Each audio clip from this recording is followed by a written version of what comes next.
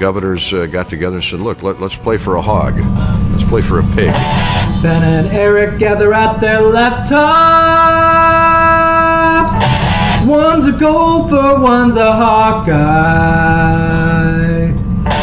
Hello, everybody. Welcome to the Pot of Rosedale. LeBron's Big-Ball Hot Takes. It's the moment you've all been waiting for. None of that Sky U blog gopher talk. We're here talking Iowa. The special guest John Steppe of the Cedar Rapids Gazette. Eric is here also. Eric, do you want to say hi? Sorry. Yep, I'm here. I'll still talk Iowa Hawkeyes. I'll join in the fun. John, thank you very much for being here. Yeah, thanks for having me on.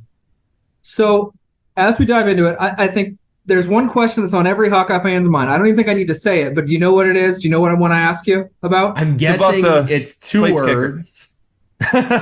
Not place kicker. I think the first word might be Cade. Mm-hmm. The second word might be McNamara. You got it. Oh, exactly right. Where's he at health-wise? This is Tuesday night, August 29th, 4 days before game day.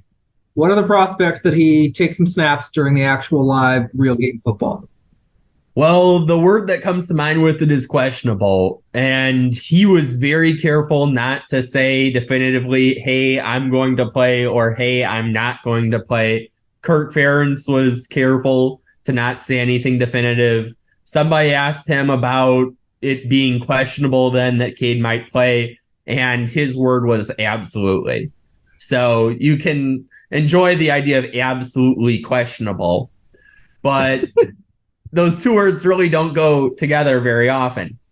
But it's very much still up in the air. He has been medically cleared to practice. That is a big hurdle there. He has been practicing since late last week. It's a question of, is he looking like Cade McNamara again? He did miss 2 weeks of fall camp, and that is not an insignificant portion. So that's the wild card there. And the other thing, too, that Kirk wasn't going to say, Cade was not going to say this either, but I can say in my position, you're looking at a team that you're a 25-point favorite against this Saturday.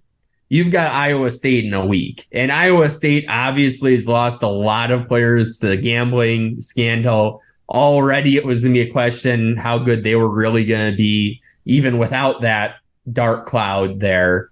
So even with those factors, it's still the difference between a team picked to finish 8th in the Mountain West and a Big 12 team. And you're looking at two different tiers of teams. You're looking at a road trip, a place where I'm sure Iowa State would like to keep the Cy-Hawk trophy.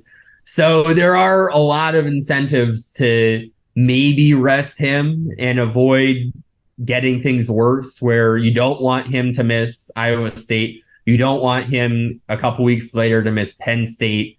Utah State in the grand scheme of things is a small thing. But if there's anything that's known about Cade McNamara, it's how competitive he is. And he's going to want to play as soon as possible.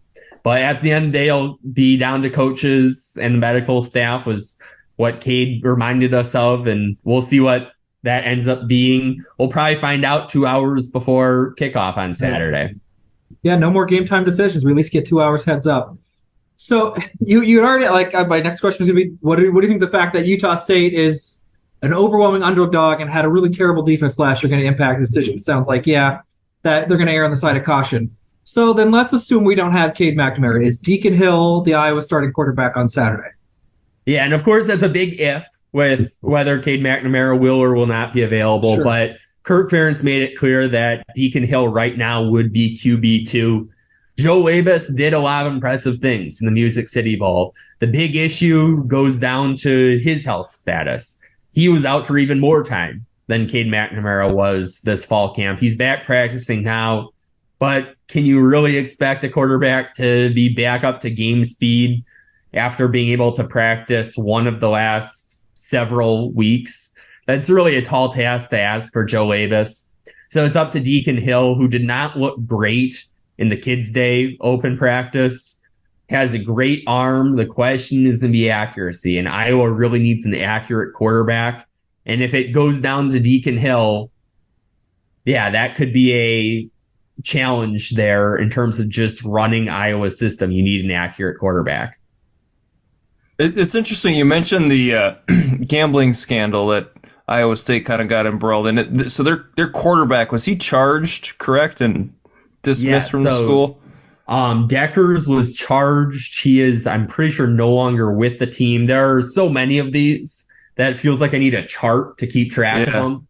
Like, I've got the Iowa ones, like, memorized. Well, so that's what I was going to ask, is, like, did Kirk Ferentz have some meeting? Is like, all right, nobody gambling. It's off limits. Do you know if there was any sort of, like, mandate brought down from the team? Well, part of the education of pretty much any student athlete is to be that they should not be gambling and that it's against the NCAA rules. Now, athletes obviously didn't quite follow that.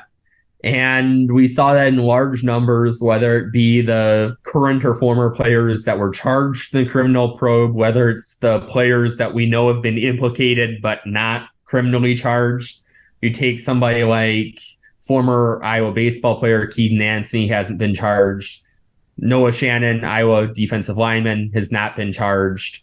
But regardless of who you're talking about, they knew that these rules were in place. They violated them. Obviously, for somebody like Noah Shannon to potentially have his career end would be really sad to see over a bet that wasn't on his own team. But that's kind of the circumstances of where we are. I'm sure they're going to rebuff that education. And that's something that Beth Getz has talked to me about doing, the new incoming AD, about really meeting this education, meeting athletes where they are, and that being important.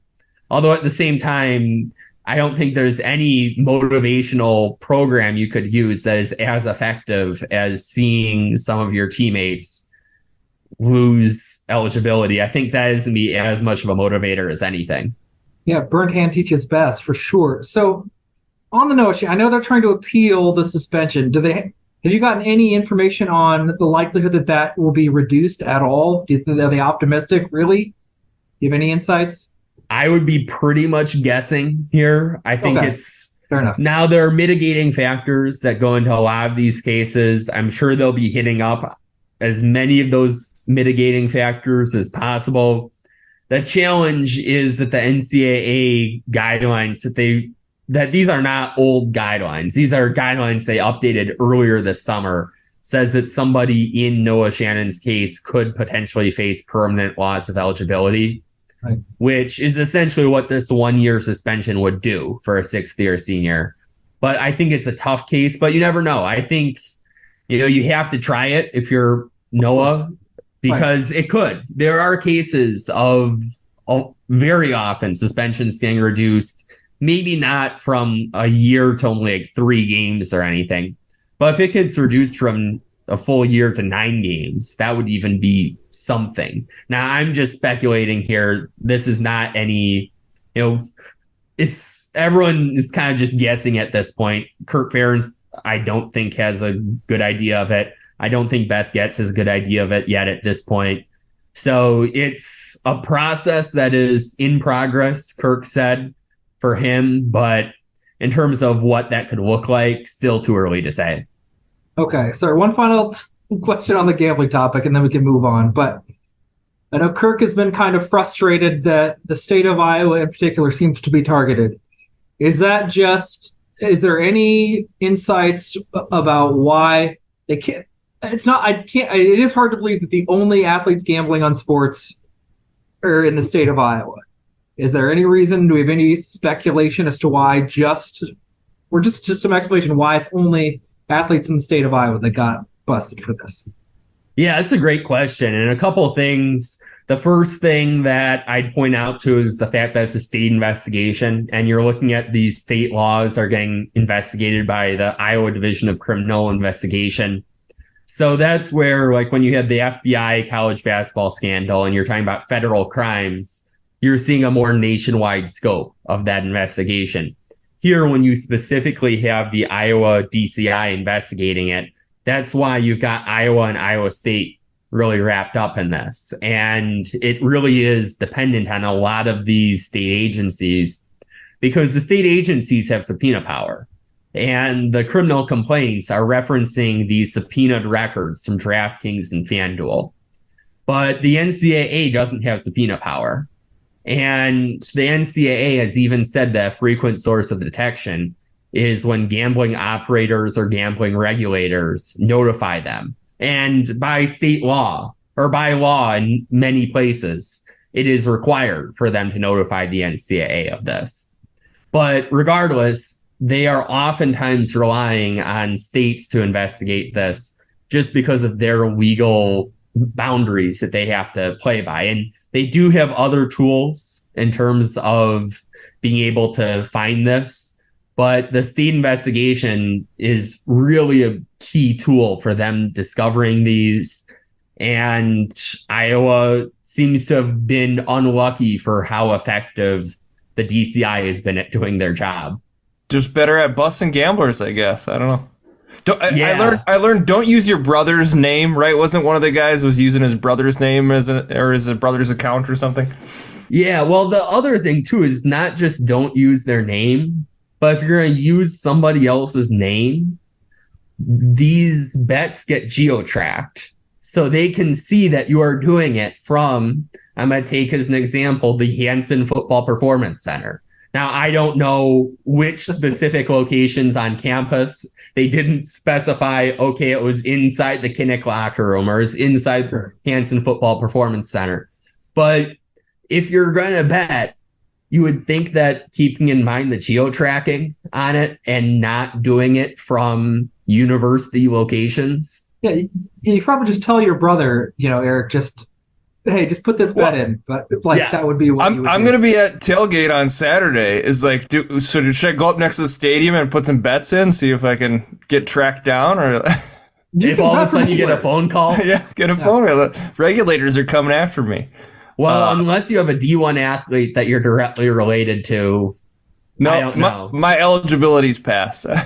Yeah. And that's the one question, too, that I get that I don't really have an answer to is how did they discover this? Now, the fact that they have cited the geo-tracking or the geolocations in the criminal complaints, the fact that they know that these were placed at locations, including their university residence, that is obviously significant. Do we know that that's what exactly caught them? We don't know that yet, and we probably won't until farther along in the court proceedings. So that is the one asterisk that I will put on that is we don't know exactly how it was discovered, but that would be one logical explanation for it. There's enough space there that's where some of the conspiracy theories maybe come in. Okay. Yes. So let's get back to another really fun topic, the Iowa offense. So we talked quarterback. In the hope for improvement, I think priority one, maybe better quarterback. Priority two, offensive line. Certainly you've heard some stuff that maybe have gotten better. Is that what you've seen? Do you get the impression that another year developing, a little better health, and the offensive line is actually being qualitatively better in 2023? I've been hearing from a lot of people who are really optimistic about this position group. Certainly Kirk Ferentz is at the top of the list. At Media Day, George Barnett, the offensive line coach, was telling me about how he has competition finally and how that makes a big difference. It seems like a small thing, but having a lot of guys who are able to compete, where you have somebody like Rusty Feth, who's had a lot of FBS snaps as a second teamer technically right now. You've got Bo Stevens, the guy who's taken reps at Iowa in a fairly significant number. He's a second teamer right now. So you have competition there, and there is a lot of optimism there. The issue is we just get such a small sample size in terms of what I've personally been able to see. And looking back at the Kids Day practice, the defensive line very much got the best of the offensive line. When Brian Allen Jr., really second-year kid, is really shining against this offensive line, yes, he's a really talented player. It also poses the question of, okay, is this just a really good defensive line? Which makes a lot of sense. There's a lot of reason to give a lot of benefit of the doubt to this defensive line. Or is this offensive line not up to standard yet? So is there reason to believe that's going to be better than last year? Absolutely. Is this going to be a Joe Moore award-winning group? I have not seen evidence of that. So some improvement. How much? That's going to be a thing that I'm going to be really curious to see this Saturday and the 11 Saturdays after that.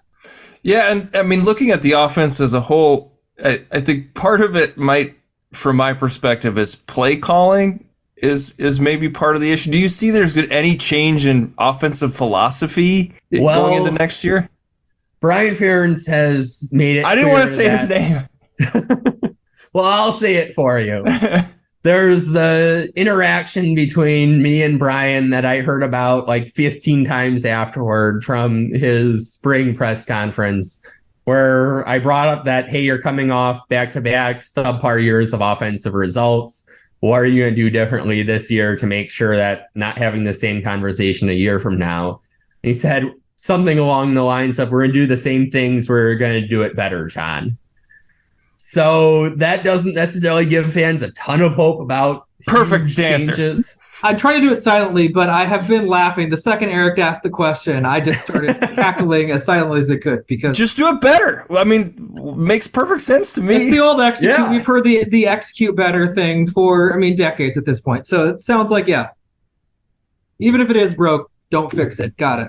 And in reality, there are going to be some changes that still get made, as much as Brian didn't signal it in that April press conference, where he probably didn't want to be talking to reporters in general. Sure. Just in terms of, okay, what is he going to say after another year of such bad results? So there is that too.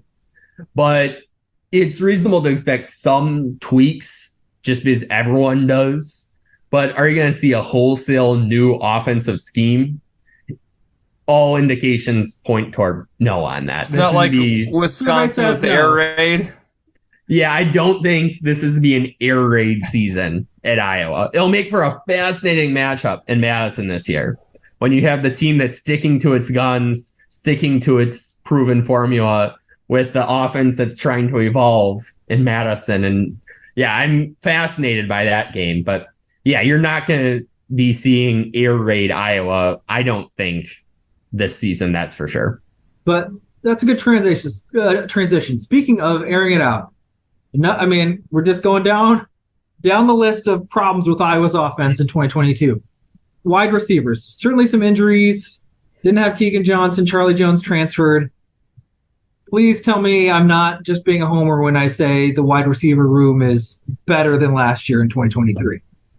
They certainly gained some talented weapons, but they also lost Keegan Johnson and they lost Arlen Bruce. And of course, how much would Arlen Bruce be doing this year? Now we know the gambling stuff. Yeah. That's a whole nother conversation. But you're losing two very productive wide receivers. Keegan hasn't been productive since 2021 because of health, but two people that have shown an ability to make plays. But then you gain Seth Anderson, who looked really good at points in the Kids Day practice. You're gaining Caleb Brown, who has incredible potential when you think about a guy who Ohio State wanted at wide receiver. Like, Ohio State basically picks their own wide receivers while everyone else tries to recruit them. So you have some talent coming in. Obviously, it helps, too, to gain Eric Hall at tight end, where Iowa, I think we're going to be seeing a lot of 12 personnel from the Hawkeyes, maybe even some 22 personnel. So you could be seeing a lot of tight end groups that will alleviate some of the pressure. Could it be better? I think there's certainly reasons for optimism, especially when you have Deontay Vines potentially with a fully healthy season. It's kind of a wild concept. Like, that could be a game changer. There are reasons to be optimistic, but yeah, I haven't seen enough to definitively say, okay, this is going to be a stellar wide receiver room, so much better than Iowa fans have seen before. Well, and I think part of that might be, and I was trying to tell Ben this, is McNamara the best quarterback Iowa's had in 20 years? I mean, will he turn out to be, he was Michigan's starter, took him to the playoff, 2 years ago? I mean, he's going to make a huge impact on those wide receivers, right? Oh, yeah, absolutely. Where you're not going to have, I don't think, nearly as many wide open receivers that are missed. And that was something that happened a lot in the Spencer Petras era. As nice of a guy as Spencer Petras was, it's just hard when you're missing those open throws. And Cade McNamara is not CJ Stroud. There's a reason why he lost that quarterback job to JJ McCarthy at Michigan, but he's still a lot better than, to your point, than what Iowa has seen in recent history. And you have to go quite a ways back, not 20 years, but you have to go quite a ways back to even find a quarterback who went a full season completing more than 60% of their passes as a starting quarterback. And Cade has done that at Michigan. Of course, he did that with a Joe Moore award-winning offensive line ahead of him, which will pose an interesting question. But even if he just has somewhat similar-ish numbers to what he did at Michigan, that's still a significant upgrade for Iowa. And he does what Iowa needs in terms of, if you were trying to write down the characteristics that you want out of an Iowa quarterback, and you wrote down on a separate list the characteristics that Cade McNamara has, there's a lot of overlap between those two lists. Yeah, and everybody needs to keep in mind where Iowa's coming from. We've had like a 1970s Pinto, and even if it's a 2012 Nissan Sentra, I mean, we'll be pretty stoked. It's the reality. So the last thing on the offense, I all assume and believe tight end's going to be a strength. We have confidence in Luke Lachey and Eric Hall. Question is how much of a strength is going to be. The gold standard for Iowa for two tight ends is going to be T.J. Hawkinson and Noah Fant, the best tandem. Are there any hope that they rival those two? You mentioned 12 and 22 personnel. They're going to try to get them both on the field an awful lot. Am I being too optimistic and hoping that they're comparable to those two guys? Certainly that's a high bar when you're looking at two guys who are both first-round picks. But I think it's not totally out of the realm of possibility. And I think the really intriguing thing, too, is it's not just that you have All and Lachey. You also have Ostrenga, who's done good things, is your number 3 guy. And Stylianos made some nice plays. He's your number 4 tight end. So you look at that depth of the room, I don't think you're going to see 14 personnel. So you're going to have some limitations there, but I think this is a very talented tight end room again, especially when you give Luke Lachey another year to develop after he kind of burst onto the scene. So you have him, you have an experienced tight end with Eric Hall, who has chemistry already with Cade McNamara. Yeah, this could potentially be. Now, can be exactly Hawkinson Fant 2.0? That's a pretty high bar. But you could see some Hawkinson Fant feel to it, just in terms of how productive this group could potentially be. Oh, we'd be happy for Hawkinson and Fant, for sure. Yeah, I think any Iowa fan would take that, and this group could do it. Okay. Are there any defensive standouts that maybe we don't know their names yet that you think might jump up as we move through the season? A name that I'm going to be really curious to watch is Y.A. Black on the defensive line. He has the first team role right now in the depth chart in place of Noah Shannon, and he's been a guy that's had just terrible luck with injuries. But he is like a physical beast. When you look at this guy, you say, man, if I was an offensive lineman, I would not want to be going up against him. So what can he do with a fully healthy season? I think is going to be really intriguing. Aaron Graves is somebody that I think you have a lot of the expectations around because he was such a well-regarded recruit, where the Max Preps National Male Athlete of the Year. You're talking about a really good athlete there who did good things as a true freshman last year. Those are 2 names. One name with Y.A. Black that I don't think is as much on fans' radars as Aaron Graves is. But I think both of those players are going to be really fascinating to watch with that role.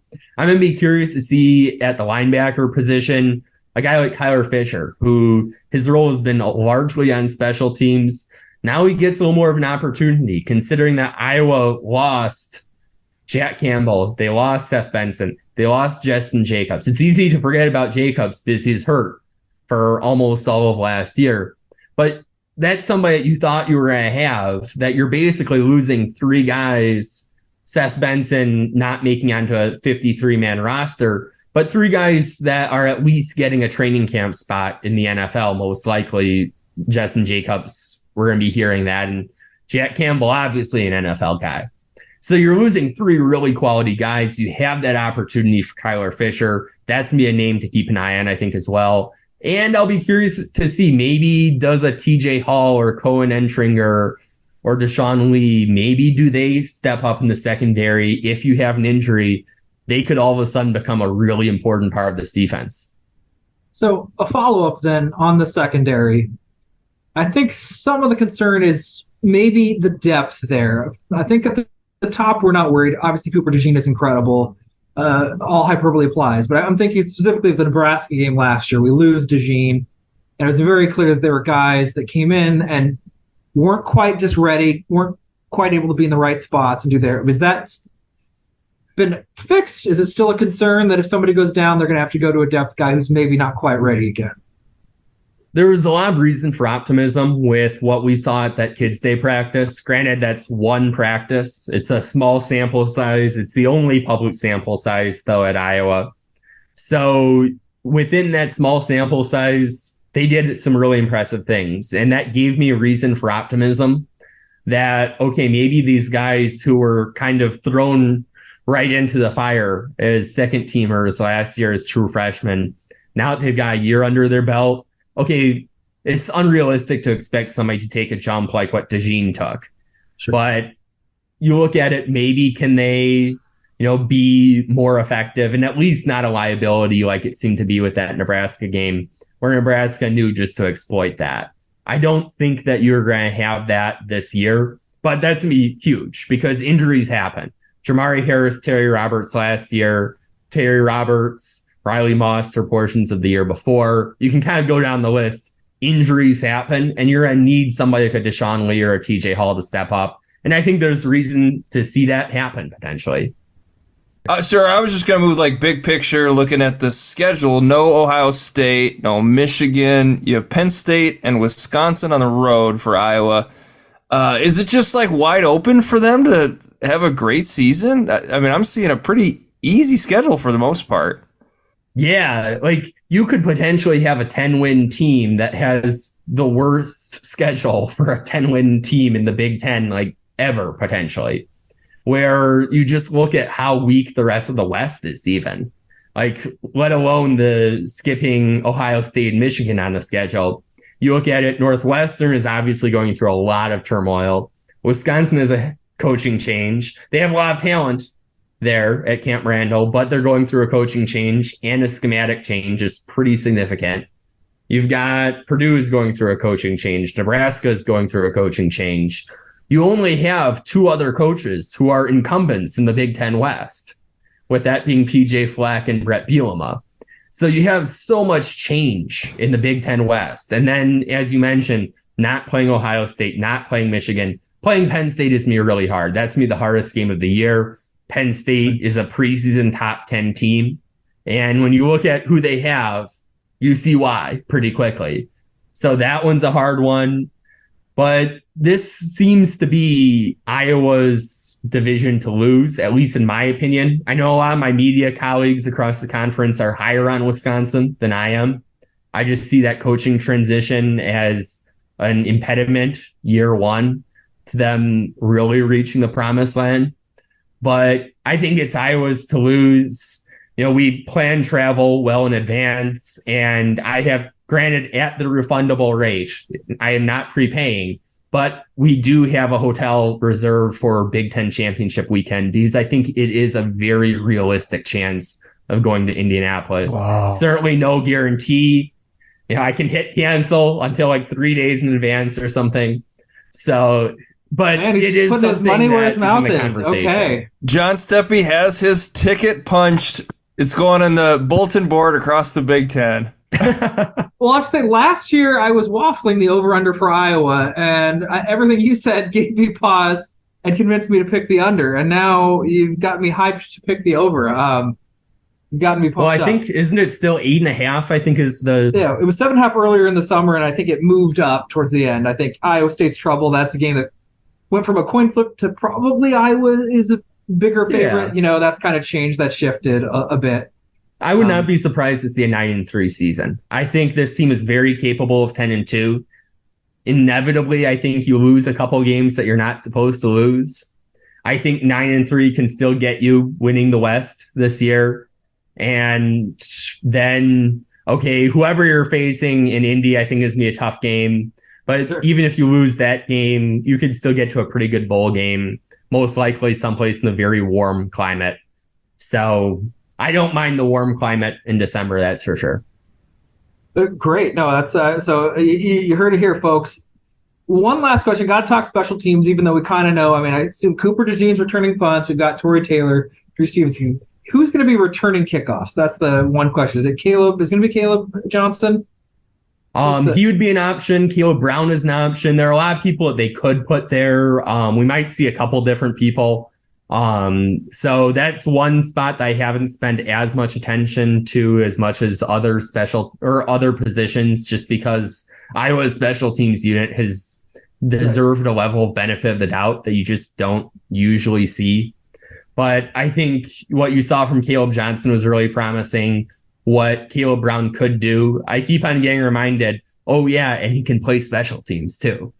So you've got some options there for sure at kickoff return. I'll be curious to see who ends up being the ones come Saturday.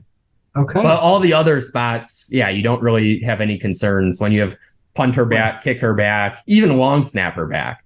Like when you've got that full trio back, yeah, you don't have too many questions with specialty. Are there any teams other than Wisconsin and Penn State that you're, think maybe could cause some trouble to Iowa's 10-2 or 9-3 season? I think Illinois could potentially be a team that maybe people don't give a ton of attention to because they've had some turnover. Obviously, they don't have Chase Brown anymore, who was a fantastic running back, really a thorn in the side of every Big Ten team. So they're a team that could maybe be tricky. Is this finally the year that Minnesota takes the pig? I don't think so, but that could be a competitive game. It's historically been a competitive game. So we'll see there. But I really look at those two teams in terms of people that have incumbent coaches. Obviously, Nebraska is a tough place to play. I think that this Nebraska team is probably still a couple years from being competitive at an Iowa level. I think Matt Rule is a player, or as a coach, that can get those players up to speed faster than others. But that could be a game that's competitive, just because you think about, there have been some really bad Nebraska teams that have been at least competitive with Iowa in that series. But is that team strong enough to hold out for 4 quarters against Iowa? We'll see on Black Friday.